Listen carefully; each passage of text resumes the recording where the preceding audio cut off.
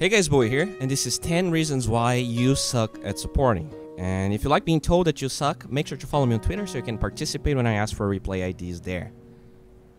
The first thing I'm going to talk about is tower suiciding. Tower suiciding is great in the early game because it allows you to use your time better. Watch this clip. You can save about 10 seconds doing this. 10 seconds might be very little, but in the early game, 10 more seconds in lane means you're harassing more, your carry has less chance of dying, and you're acquiring more experience towards your level 6. Dota, after all, is a combination of all these small things. I guess even more importantly than the suicide play is the idea that you should be active in lane, harassing, and pulling.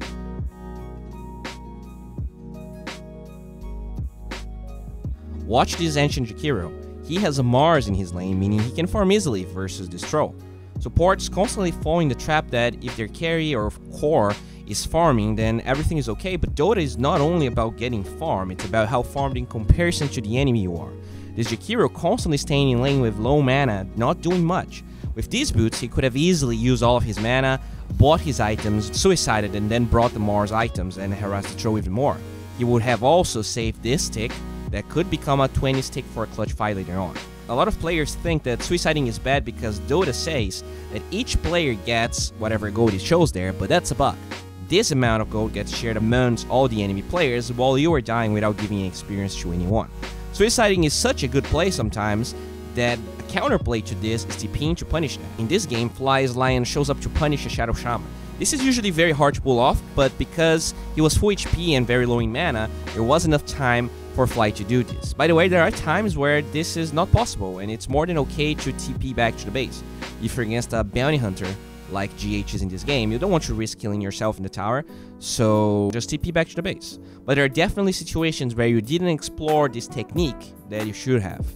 The second tip is pretty simple, yet people still fuck this up very often. Do not block safe lane creeps, especially the Radiant safe lane. This is a 2k MMR game where the Dancing Lion decides to block the creeps. Because he does that, a solo offlaner Bloodseeker actually manages to have a good game against a tri-lane. They have 3 heroes there, but they managed to give PA a worse lane than if she was alone. A good tip, if you block a little bit by mistake, is what No Tail does in this game.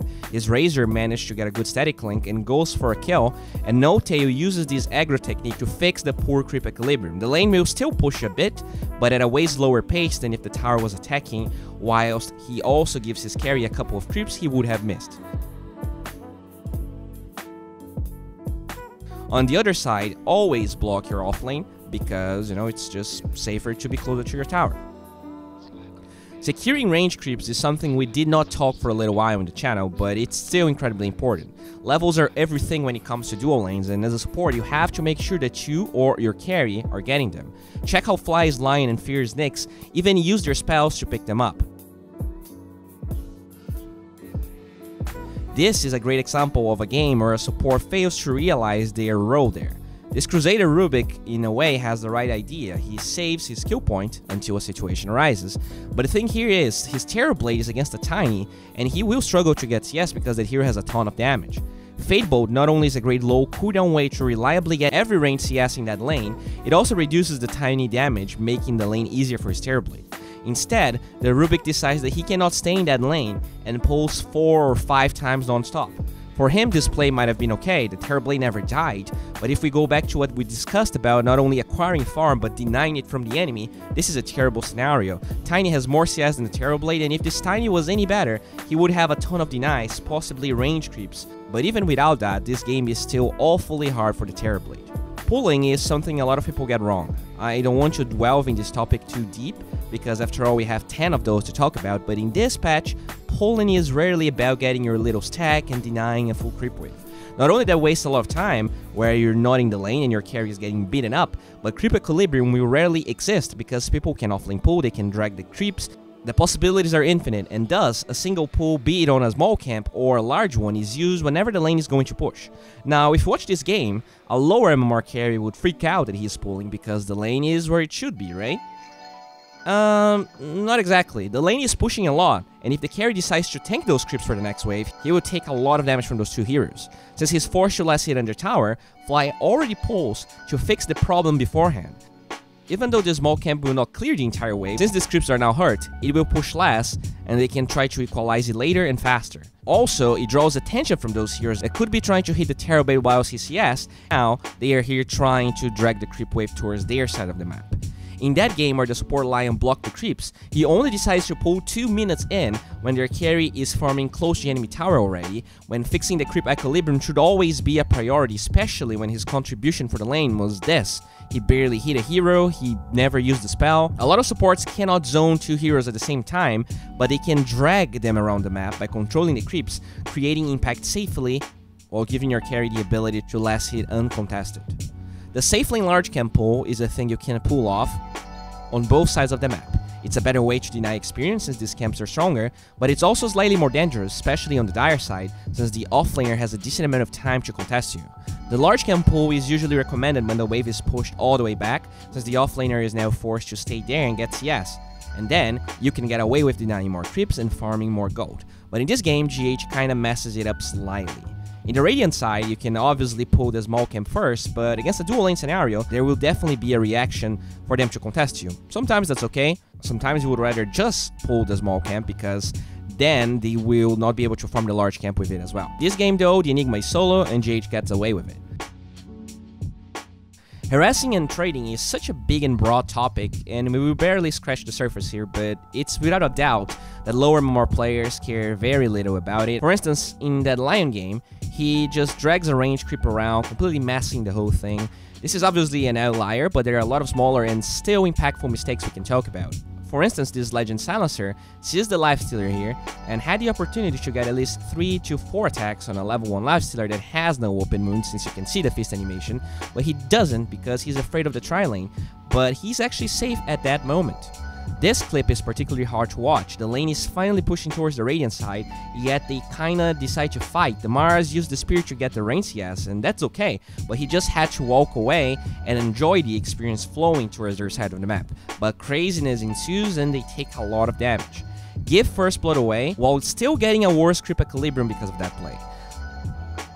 Lack of will to harass and use regen is clearly a thing in low MMRs. That Rubik we visited a while ago has a salve, has clarities, but for 4 minutes he barely used the spell.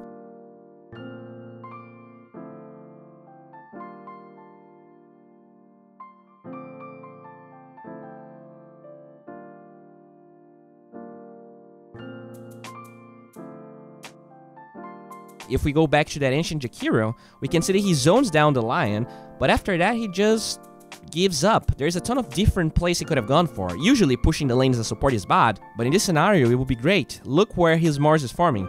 Yes, he is farming, but since he's farming, you now want to make the troll farm less. Forcing regen out of him with dual breath, using the offlane pull, burning through yourself after trading, are all things you want to do, yet he barely attacks the enemy carry.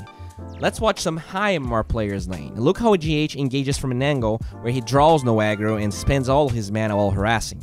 In this No Tail replay, we see the same thing, engaging from an angle and only right-clicking the enemy once no creeps are close to him. In this other case, he doesn't even care about drawing aggro that much because the lane has 2 range creeps against them, so it's fine if it pushes a bit, it will equalize things in the end.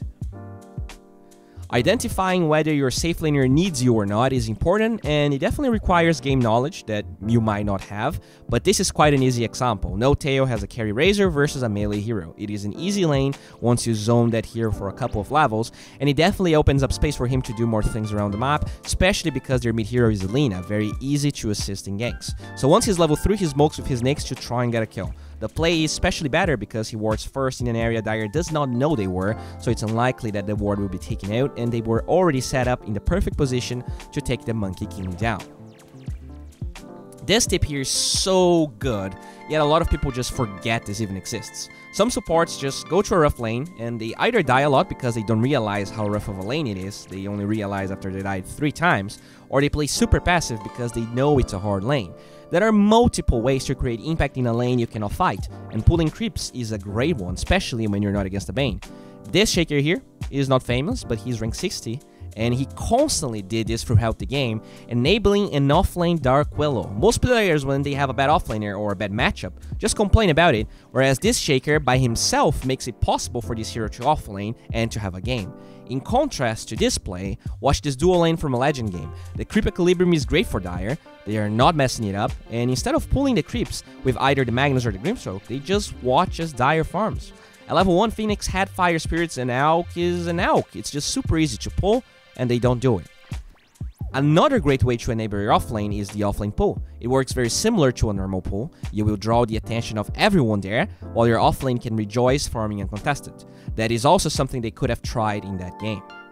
The last one is PPD playing Bane. A lot of people, when they die, they forget to ask for their cores if they want items. Doing this not only makes sure that they get the items faster than they would have with a courier, it also frees the courier usage that is so rampant and terribly optimized in lower MMR games. This pairs nicely with the first tip of suiciding, since you'll be going to the base anyways.